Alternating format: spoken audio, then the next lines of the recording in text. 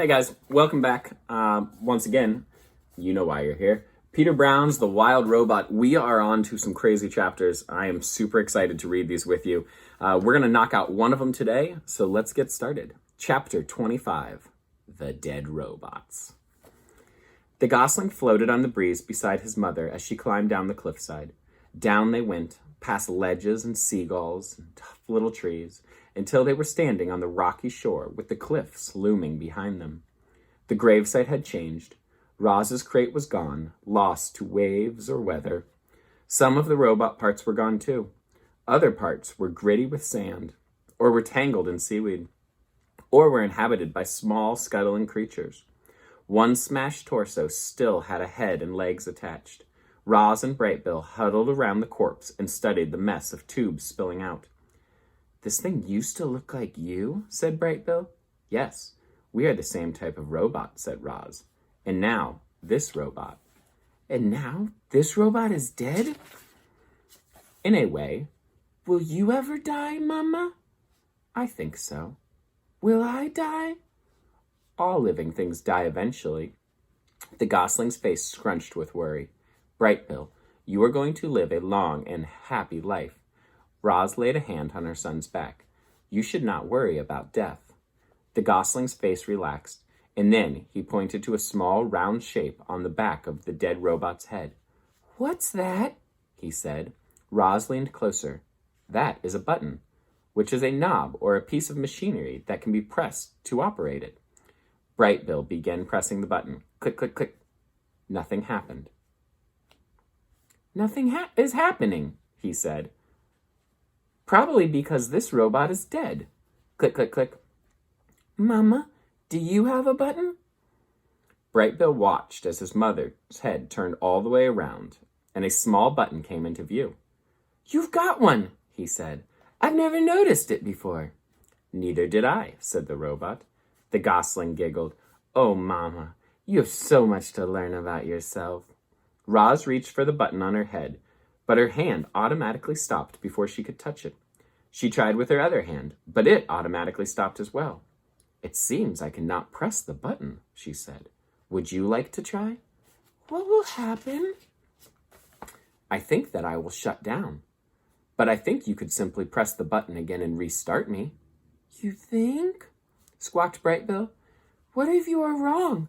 What if you wake up different? What if you never wake up? Mama, I don't want to shut you down." Roz turned her head back around and saw Brightbill's face was once again scrunched up with worry. She knelt beside him and said, "Of course you do not have to shut me down. I am sorry if I scared you. Are you okay?" "I'm okay." Brightbill sniffed and wiped his tears. And then he heard splashing. Otters were playing in the ocean. He had never seen otters before. He stared as they swam and dove and sloshed around with one another. They seemed to be having a ridiculous amount of fun. And suddenly, the gosling was smiling again. "Hello, my name is Brightbill," he shouted over the waves. "And this is my mama. Her name is Roz." The last time those otters had seen Roz, they had thought she was some kind of monster. But since then, they had heard that she was remarkably friendly, and that she even adopted an orphaned gosling. And so the otters smiled at Roz and Brightbill, and she swam straight over and splashed into the rocks. "Hello there," said the biggest otter. "Nice to meet you both. Actually, Roz, we've met before, but you may not remember. My name is Shelley." "I do remember you," said the robot, "but I'm glad to learn your name, Shelley." "You know each other?" said the gosling. "These otters were the first animals I ever met," said Roz. "They were also the first animals who ran away from me." "Yeah, sorry about that," said Shelley, and the other otters sniffed the robot's legs. "You know, Brightbill, when I first saw your mom, she was packed in a box and surrounded by soft, squishy stuff." Brightbill's burr furrowed. "You wouldn't believe how small she looked, all folded up in there." Brightbill's nose sniffled. "We thought she was dead, but when she reached out into the box, she came to life and climbed out looking like a sparkling monster." Brightbill's eyes welled up with tears, and then he felt his mother scoop her into his arms. "Are you okay?" she whispered in her ears. "I think I've learned enough about robots for today." he whispered back. I'm sorry, Otters, said Roz, but we really must be going. I hope I didn't upset the little guy, said Shelley. I thought he'd like to hear how we first met. Brightbill will be fine, said Roz, using a friendlier voice. But we have had a very busy day, and we should go home. It was nice to see you again. Goodbye. Roz turned with her long strides. She carried her son away from the gravesite and over to the base of the cliffs. Would you like to sit on my shoulder as I climb? Said the robot.